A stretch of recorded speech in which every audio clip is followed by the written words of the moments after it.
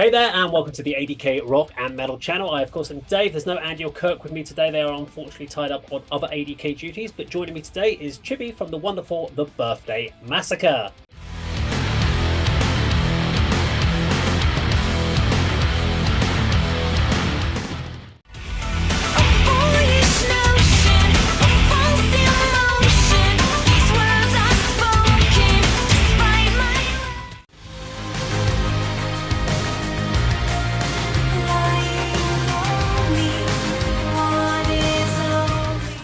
Hi Chibi, how are you today?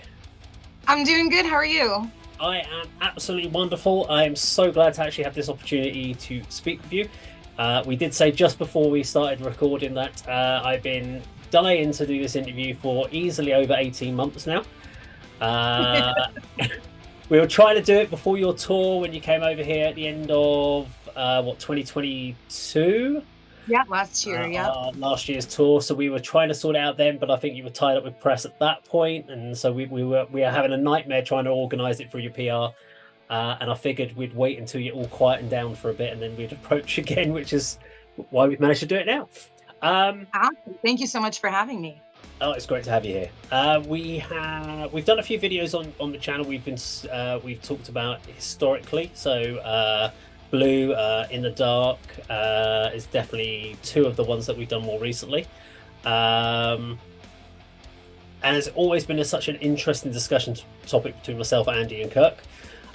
We've got a whole load of questions. I've got at least one question from one of our or historic patrons from my old channel, who's also a massive fan. Who was actually in my old YouTube channel. He actually put me onto the Birthday Massacre as a request, and got me to get you guys out in the early days of my channel. So you can blame him for spreading the word, or thank him even. I'll thank him. Yeah, that's awesome. So I'm curious about obviously the band name. I've read all the information that I could find around obviously the changing from Massacre to the Birthday Massacre, and obviously it being the song name, and you changed the song name to Happy Birthday. I'm curious about the choice of that band name of the Birthday Massacre. Was that the only choice that you had, or did you have a whole load of other names that you were considering? Not really. The reason that we picked that one was because the song Happy Birthday was probably the song that most people knew us from back in that time period. It was probably our biggest song to date at that point. So we figured changing the name to that, because that song used to be called The Birthday Massacre. And so it kind of made sense. People who already knew the band would probably recognize that as a song.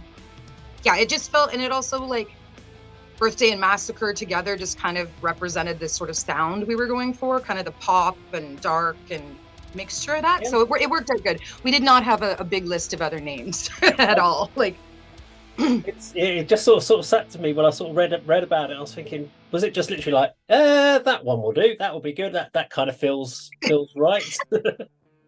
Yeah, it ended up being for the best anyways. We all like the name. It's a pretty standout name. Yeah. It is a great name. It's such a twist of dark and light, I think you've put it, and it does work so well, in the two different words are so opposite of each other. Yeah, we thought so too. We thought it was a good representation. Yeah.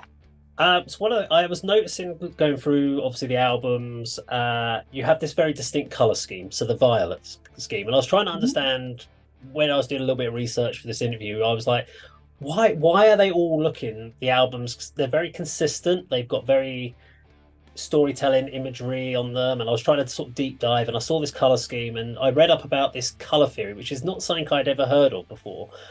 I'm intrigued about how you guys came across this color theory, why you went down that route, and on top of that, did you ever think about doing like an album of a different color with a different vibe, and doing a whole different rather than the violet scheme? So there's multiple questions there for you. Well, yeah, so it kind of, I mean, I met Rainbow when we were both going to art school. And so you learn a lot about color theory in art school. And obviously purple with violet is a mixture of red and blue. And again, that kind of goes with like putting two things together, two kind of opposites together, a really warm color, a really cool color to make purple. again, sort of like Birthday Massacre, like we were talking Yeah. about with the name. So, and also the color purple is one of our favorite colors anyway. And so yeah, that just kind of became that sort of mixture, that combination. Purple was perfect for it. And I think if we were to do another color on an album, it wouldn't kind of fit what we've tried to create. Like you're saying, we've had this world, the rabbit and the purple and the silhouettes and the different sort of mysterious imagery, and it's always been steeped in purple and violet. So I think we would probably stick with that because it's who we are. It's what we do, and so many albums and artwork, and we've tried to retain that consistency. So I think I can't imagine we'd put out like a bright orange album. I think that one might stand out a little bit. Just a little. It's you've actually brought onto a topic. It was a question I have a little bit further down, but I think we can talk about it now, which is with the amount of songs and of course albums that you have, there's a real consistency of sound. So you could listen to anything off of like Fascination, and that could have easily been on your first album. You might say the production might have changed slightly over the years, but the songwriting, the stylization of the songs is always consistent from album to album. Whereas a lot of bands that have been going maybe 20 or 25 odd years, you'll listen to an early album and you'll listen to an album that's later on. It almost sounds like two different bands. So is that something that you're very keen, you have almost, I don't want to use the word parameters or blueprints, but you have a very much a vision of what the sound is and you want to stick to that? And has anyone ever come in with a thrash song and just gone, we want to play a thrash number? I mean, we've always said that we write the music that we would want to listen to. And I think that we're very lucky, me, Mike, and Rainbow, that the three of us just love making this kind of music. And I also think that we've been very lucky in that putting out as many albums as we have, we still have ideas and different influences that we want to work in, as long as it makes sense within who the Birthday Massacre is and what the band's music sounds like. Obviously, like you said, our production and our musicianship has changed over the years, but I think that's always going to be that sort of core love for this type of music. Things that we listen to in our personal lives have changed over the years, like different elements I think have worked in musically. Sorry, I don't know if there was just a text that came up. I hope it didn't mess anything. No, it's fine. Okay. But no, it's always kind of been like, we are this band. This is what we sound like. And we never want to get redundant or sound samey. And I think that we've been very lucky that we haven't. We've always gone in with new ideas, but with that same consistent musical inspiration. That's just who we are when the three of us work together and write songs together. And has there been, I guess, with the consistency that you have from the stylization and sound of the band, has there been issues or ever come a time where you've been on an album and you're writing a part of a song and you've got about halfway through writing going, hang on, doesn't that sound like this track? And you've had to go back and gone, no, we can't play that. We've used that riff a few times. We can't play that again. I definitely think that happens with the lyrics a lot of times. Like, definitely been like, we say dream a lot. Maybe we shouldn't, you know what I mean? Like, sort of, because you want to keep things interesting, and lyrically, absolutely, we'll be like, well, we can't use this beautiful line because we used it on the last one, But again, that's the challenge, and that's what's so good about writing together, because we'll call each other out almost like, no, we can't talk about broken glass. We talked about broken glass 3 albums ago, But again, that's what's so cool about us writing together, because we're very aware of what's going on. And if one of us is like, here's an idea, the other two will be like, we've done that before, so let's find a way to put a new spin on it or rephrase it. Yeah. Right. I mean, so I'm curious about when you guys started back in 1999. Oh my So goodness. Yeah. all those years back, 24 years ago. Oh my goodness. Yeah. I mean, if you listen to the when you're listening to the band's sound, it's a very unique sound. It's I don't think I've come across a band for all the bands I've listened to that sound like the Birthday Massacre, that blend the elements that you do. So you've got everything from core pop, you've got synth pop like Gary Newman, you've got core, even like new romantic bands like Duran Duran, and you've got Depeche Mode in there, Simple Minds.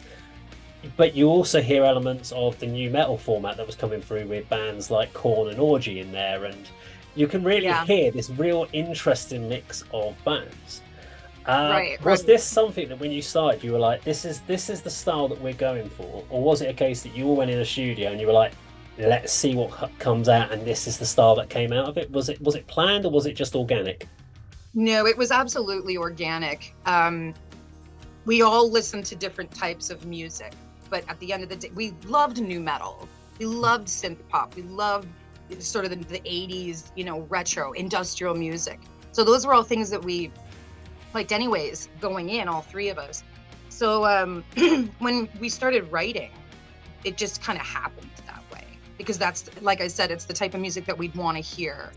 And so we just wrote songs that combined those interests with us, but it wasn't like, ooh, let's put in some scary elements. That was just already there. And I know I keep saying the word lucky, but it's like we are lucky that we were able to incorporate all of those interests and have it happen in a non-planned way. Yeah. Okay.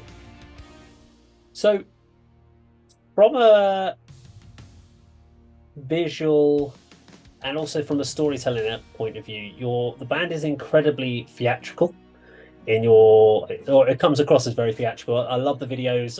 In the Dark is my favorite video. It's just such a good video to watch. Yeah. Again, there's such a journey that you seem to go on every album.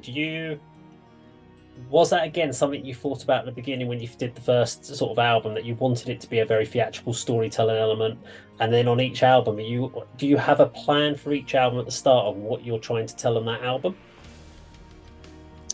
I think all of the albums kind of do run together with thematically. Like, for example, the album Superstition, lyrically, again, it's going to be mostly lyrically with themes and stuff like that, but it was sort of a spiritual thing, and thinking about different, practices and rites and superstitions and different elements of that. And so that is consistent on that album. We don't go in like, okay, what's the theme of this album going to be? Okay. I think when we're sitting down and we're starting to look at writing lyrics based off of the musical ideas that have already started coming out, we'll just look at what each other has to say. Like if someone has written a beautiful line and that strikes a chord in Rainbow, or strikes a chord in Mike, or strikes a chord in me, and it sort of starts to take shape. Like, okay, this is a really cool image. How can, like, again, the idea of like superstitions, different things like that. It was like, what other elements of this theme can we put into it? Something that inspires all of us while we're writing, and sort of takes its own shape as we're going. Yeah.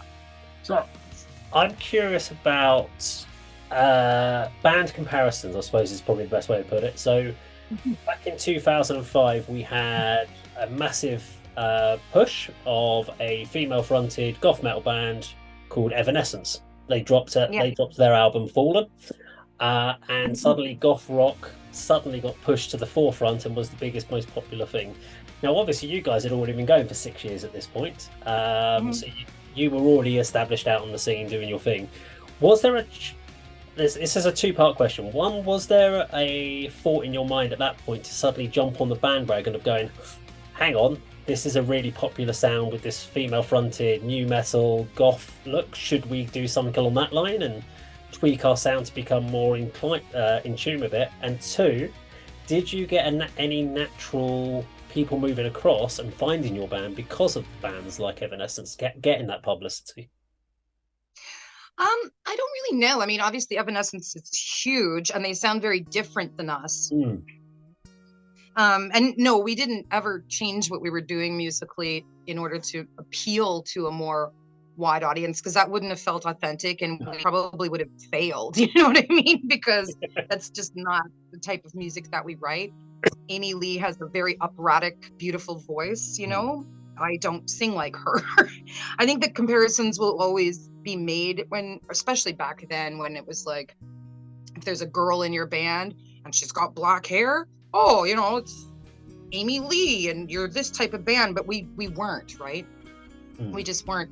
And I mean, we've spent a lot of our touring with other bands. A lot of them have been female fronted bands. Like, for example, we just did a tour earlier this year with Lacuna Coil, which is another female fronted heavy band. And it was a great match, because again, we're musically very different, but you know, I think people who are open to having like girls and women fronting metal bands, it's a great opportunity to be able to tour with other bands like that who you know, share our fans with each other and help each other out with that. It's a good move. It's a good move. I've got a question. It's a last question. It's a little bit less. It's kind of just what is your personal favorite music video that you ever did? Not necessarily the one that you think is the best video, but what was the most enjoyable video that you ever did?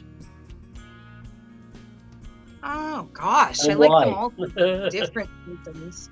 Like our video for Beyond, just the location that we filmed it in New York State in the autumn at night was just really a cool place to be, filming a video out in the forest and the leaves. That was amazing. But then also something like our video for One, which we filmed at the Horseshoe Tavern in Toronto, which is a great classic music venue here. That was awesome as well. But then also in the dark, because the set was so cool and the ideas were so creepy and fun. And blue, because it was our first one and we were all nervous. I love them all. I can't pick a favorite one. I really can't. They are very different, all of them, but they're so interesting to just watch and try and deep dive and look at all the little details. Blue is an amazing one, although trying to find a decent quality version of Blue on the YouTube is a nightmare. They're all like 360p and I know pixelated, unfortunately, nowadays. We can't keep up with the technology. So you obviously had an experience of being in the industry now since the late 90s, and you've had the joy of going through internets of MySpace into Facebook and Instagram and every other different 400 different types of social media that you need to be on to run a business. But how has the industry changed for you as a musician over the last almost 25 years for you? It's just going to make me sound so old. But you know what I mean? Like, it's a good example of this is recently we've been thinking about and having people ask us about releasing another live DVD. And we're like, okay. Then in my head, I'm like, do people even buy DVDs anymore? Do you know what I mean? Like, the technology is it's changed so much. Like, back in the day, obviously, it was like MP3, like CDs. Okay, cool. Yeah. But then MP3s. So you're like, okay, are people even buying CDs anymore? So you have to make things available for downloading and streaming. You're like, okay. And then vinyl. There, you know, a lot of people enjoy listening to and collecting vinyl. So we do very well with vinyl, which is an archaic, medium, but that's come back. And so it's like, okay, DVD, it's just like the technology is nuts now. And if you'd have told, like, none of us could have ever predicted what social media would do in terms of having to sort of constantly be putting up updates and constantly having to provide content in a way.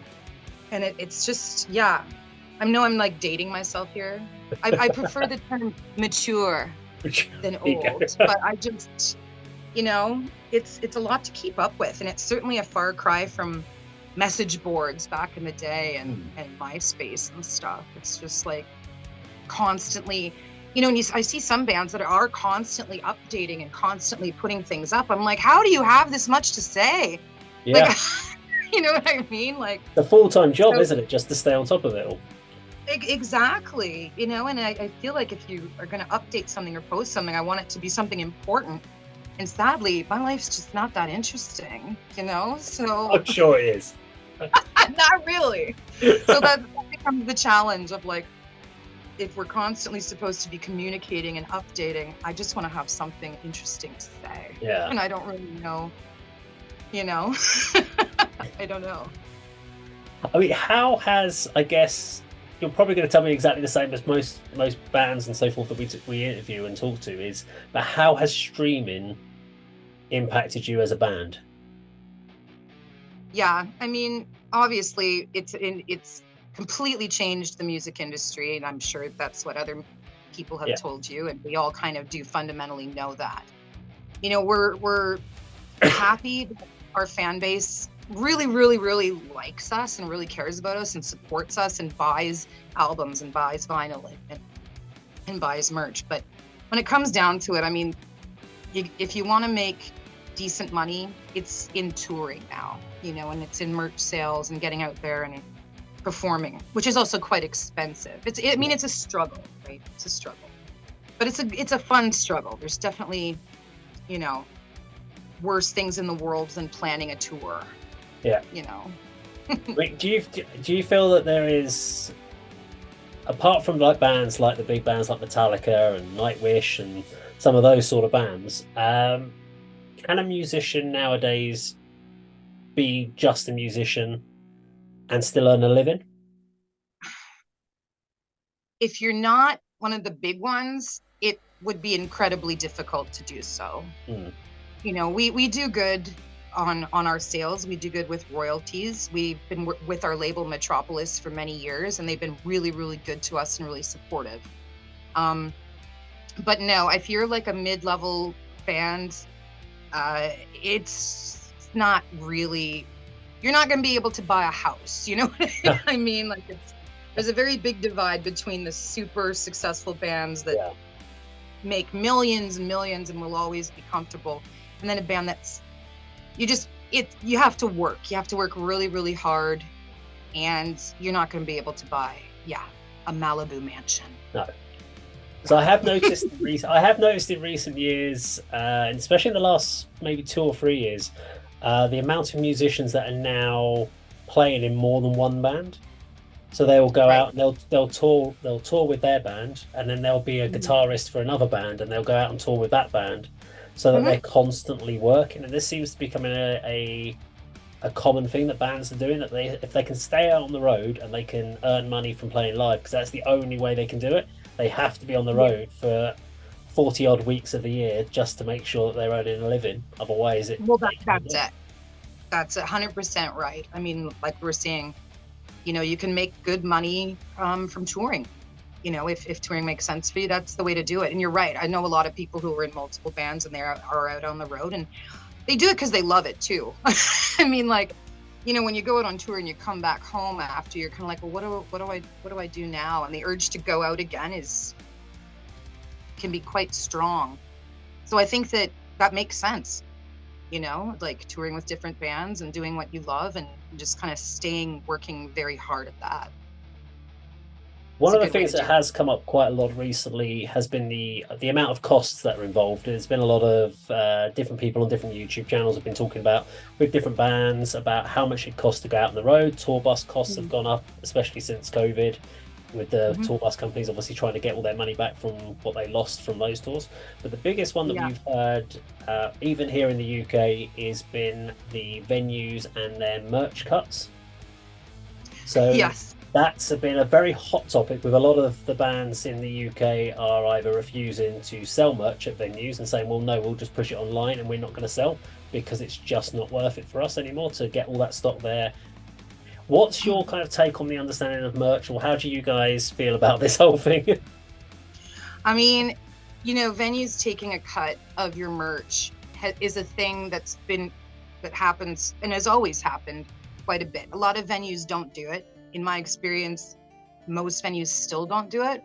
But the ones that do, and more of them are now, like you said, it's incredibly frustrating. It's like, but you also understand everybody's trying to make money, right? The venues, like you're saying, they it sucks, but that's what it comes down to. The venues want to make money, right? The bands who are there want to make money. The people going to the shows want to have as economical and as possible. Everybody it's hard times for everybody right now. So you understand why venues do that, but you don't like it anyway.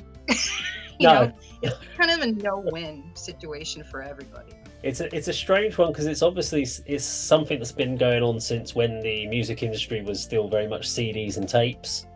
Yeah. When you would make your money as a band, you would be making lots of money from CDs and tape sales. But as you've lost revenue from that, you're still having to give the money to the venues. And I think that's why it's become more apparent for bands, because you're suddenly realizing that your other revenue stream isn't coming in. So you actually care more about the fact that they're taking some of your money. Oh, 100%. And, even things like, if you tour internationally and having to get visas and then pay taxes, like international taxes and things like that, it can get incredibly complicated. And, once people see that there's money being generated, everybody wants to get as much of that money as they possibly can. And that's when the fun goes out of it. When you're coming home and you're going, oh, they took X percentage of this merch sale, and you're like, oh my God, you know what I mean? But at the end of the day, sadly, it's a business, and it's not a very nice business. I don't know any businesses that are very nice. No. There was there was an interesting one that came up on came out, it was about a couple of days ago, I think it was, and it was from a UK band called Tesseract. Oh yeah. And they had been out on tour in America, and they had complained because basically they had found out that the merch guys were getting tips, and had actually stated that they felt that they should be getting the tips as well and splitting the tips as part of it. So this came from the drummer of Tesseract, and so there's been a bit of a backlash on here, and it was an interesting one that people were they felt that the fans were giving the tips expecting it to go to the band, which is a very odd way, because I think when anyone else would look at it, you're tipping, the tipping culture, especially in America as well, is very much you're tipping the server. Yeah. That confuses me. I'm not really sure what that situation is or what that person is thinking. But do you know? Have you heard of? I mean, I've never really seen that in merchandise. In the UK, we don't really tip people anyway, so it's not something I've ever seen here in the UK. But is that something that does happen? So you do end up tipping merch people? Yes. I mean, over here, there is a tipping culture. Like I work in a bar, right, and restaurants. So yes, tipping is part of it, and typically your wage is lower because there is a gratuity that comes on top that your hourly wage is low because you're getting tips.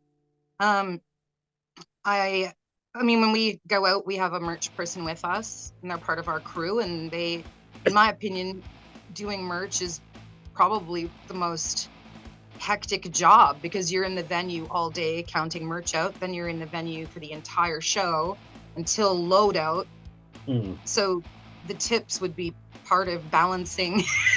But I mean, again, if this is a cultural thing, and your Tesseract is from the UK, and so maybe we don't. I don't know. Again, I don't know what that person's, what the drummer's opinion on that is, or if it's a different thing. But to me, I have no issue with tipping the merch person, and I would do that. But it could be a cultural thing, right? It could be a cultural thing.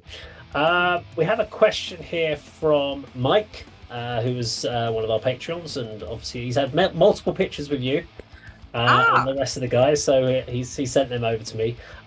His question is, what is it that drives you to want to create and express yourself artistically?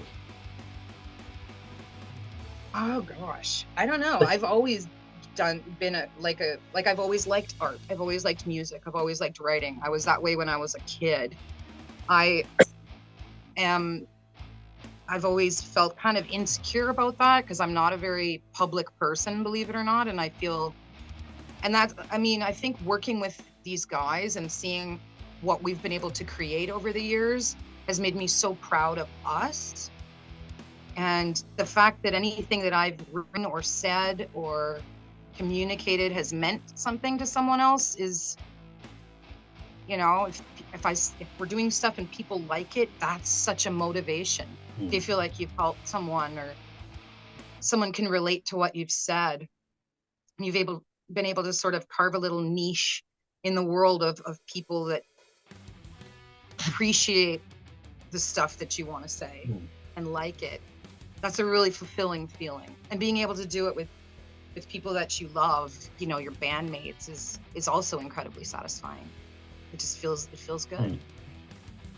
Even after doing so many albums, when you get a new album, you're about to put it out there, do you still get the butterflies and the anxiety about whether people are going to like it or not? Absolutely. I mean, when we play shows, like we'll be mid-tour and I'm still afraid no one's going to turn up. You know? Yeah, and it's just it's because I care, you know, like you want to be able to do your best and you hope that people like you. It's like it's a total insecurity thing, you know. But yeah, I always have that. Every single show we play, I feel like I'm gonna throw up before we go on. Every single show. Every single time, because I want to do a good job and I want to pull it off and I want to, you know, make people happy who are paying money to come to the shows or listen to the albums. I want to do a good job. So, you know, it's because I care. I want to vomit because I care. You know? Okay. I have a question about covers, because I didn't realize you'd done a few covers until I started kind of really deep diving back to the earlier stuff, and I was. It's a weird mix of so Open Your Heart. I think We're Alone Now, and From Out of Nowhere. The three that I kind of looked at. Now that's an interesting mix of songs. I'm curious about why. When you looked at the covers, you were like, "That's the cover that I want to do. We need to do a cover of this." Where did the decisions to pick those songs come from? So the Faith No More cover, I love Faith No More. They're one of my favorite bands. And when we did that one, I don't remember why we picked From Out of Nowhere. It's just a very good song. It's a great song. It's the opening track from The Real Thing. So yeah. Which I love that album. So when the song starts, when From Out of Nowhere starts, I'm like, oh, I love this album. It just gives me this great feeling. And yeah, me and Rainbow did that one a long time ago. I mean, when me and Rainbow first got together and started writing music and stuff, we did covers just for fun, you know? And the Madonna song, I mean, it's just a beautiful song. We're like, we should do Madonna. What's a good Madonna song that we all like? You know? But yeah, I don't think From Out of Nowhere is my favorite Faith No More song, but it's definitely a song that just amps me up because it's the title track of that album, and I just love it. It's a great intro to an album. It's a great first song. I'm going to have to ask the question now, because Kirk's favourite band is basically Faith No More from the channel. So now that you said it's not your favourite song, he would kill me if I didn't ask, what is your favourite Faith No More song then? I couldn't pick a favorite. I love Angel Dust. It's like my favorite. It's my favorite album. But I also love King for a Day. The thing too, and he'll know, and anyone who likes Faith No More knows, that all of their albums sound very different. The way Mike Patton sings changes. It sounds like a different band, you know? Yeah. I really only like The Real Thing, Angel Dust, and King for a Day, Fool for a Lifetime are my three go-tos. I know that they kind of went on, but I don't know. I mean, Midlife Crisis is an amazing song. Caffeine is an amazing song. You know, What a Day is a great song. But they're so different. It's like you can't pick a favorite from songs that are also completely different from each other, I think. It is, Faith No More is a very eclectic mix, and it's a very much a rabbit hole that you go down when you start with them. Yeah, like if you listened to The Real Thing and then put on King for a Day, you'd be like, this isn't the same band. You know? I'm curious about, you've obviously toured with a lot of different bands. What's been your favourite band to have toured with? Not necessarily that you think of the best band, but just the best experience you've had out on tour that's just been just absolutely memorable for the rest of your life. I'm gonna say two bands. We used to tour quite a bit with this band out of LA called The Start. and we became incredibly close friends with them. The singer Amy Echo, she's absolutely amazing. And that's when we were starting to really do kind of longer tours. And we spent a lot of time on the road with The Start and just became such good friends with them. So I'll always love remembering touring with The Start. But then also, speaking of new metal, so the band Orgy that you mentioned earlier, so the two guys in that band, Ryan and Amir, are now in a band called Julian K. Yeah, okay. And we've toured with them quite a bit too, and have become really good friends with them. We call each other the brother sister band. And that's cool because we loved Orgy so much, and to become friends with them has just been absolutely amazing. And I remember the last time we toured with them, we promised each other that we would never tour without each other again, which obviously didn't happen, but that's the type of bond we have with them. But then also I think for everybody in 2019, 2018, I can't remember now, we actually toured with opening for Jonathan Davis from Korn. Okay. Yeah, so he has a solo project that's a little more moody, a little darker, a little less of that new metal sound. And so obviously getting to meet him and tour with him for a couple months it's Jonathan Davis, it's Korn, so that was cool too. But those I think, I mean, obviously most of the bands that we've toured with, we get along really well with everybody, but for those kind of key reasons, I'm going with those three. Okay. And so I remember, I think I read correctly that you toured with also a band During Grey. Yes. I'm intrigued to know about that particular tour, a little bit about how you got on with those guys, because they're a bit off the wall. As far we've watched a few of their videos, and I've seen they've definitely sort of gone. They've got their new metal influences, and you can hear they're quite extreme in certain other areas. And what was it like to have these guys from Japan and tour with these guys, and the experience of that one? Well, the thing with them is, like you said, and especially on stage, they're so heavy and so intense, and it's such a cool performance. But then off stage, they're all very polite and very quiet. Oh, okay. And they would basically, we didn't like interact with them too much. They'd be watching our show and we'd be like, oh, hi, you know what I mean? But they were super polite. There was no rowdiness. There was no like, oh God, here come the guys from During Grey. They were super nice, super professional. And we had a good time with them, but there's no crazy stories because it was such a pro tour. They're such pro guys, and they're just so cool. No drama. Like, really nice guys. So I have one final question for you today, and it's really just what is the next plan? So obviously we had the album. The last album was last year, 2022. So what's going on with the Birthday Massacre at the moment? What's on the agenda? Well, we're writing a new album right now that we're hopefully going to be releasing next year at some point. We toured a bunch this year, and it's always been impossible for us to write while we're on the road. So things end up being kind of partitioned and scheduled. If we're touring, we're not writing. If we're writing, we're not touring. So right now we're in a writing phase, but it would be nice to go out again at some point next year. We're kind of thinking about that, but it's the writing stage right now that we're focusing on. Yeah. Well, that's it from me today. I just want to say a big, massive thank you for spending the last, however long it's been with me chatting about the band. It's been absolutely wonderful to have you. And we will obviously, everyone should just go and check out the Birthday Massacre, and we will keep flying the flag over here in the UK. Oh, thank you so much for the interview. It's been great talking to you today, Dave.